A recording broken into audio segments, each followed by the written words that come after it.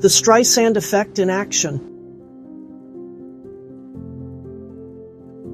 What people are calling the Streisand effect here refers to a familiar pattern. An attempt to suppress, soften, or quietly kill a story ends up drawing far more attention to it than if it had simply aired. In this case, backlash erupted after reports and insider claims suggested that a 60-minute segment on immigration was spiked following internal objections attributed to Bari Weiss, a journalist known for positioning herself as a defender of open debate and heterodox viewpoints. Once the story didn't run, the absence itself became the headline. The controversy isn't only about immigration, it's about credibility. Weiss has built a public reputation around criticizing media gatekeeping, ideological conformity, and the suppression of uncomfortable truths. When someone with that profile is perceived fairly or not as influencing the suppression of a major investigative segment, the reaction is sharper than it would be otherwise.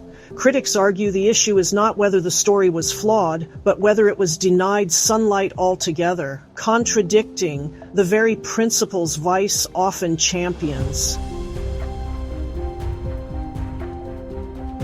This is where the Streisand effect takes hold. By stopping the segment, attention shifted from the substance of the immigration story to questions about editorial power, internal media politics, and who decides which narratives the public is allowed to see. Social media amplified speculation, leaks, and secondary reporting. Instead of one controlled broadcast, the controversy fractured into dozens of viral discussions, many of them far less charitable than the original segment might have been.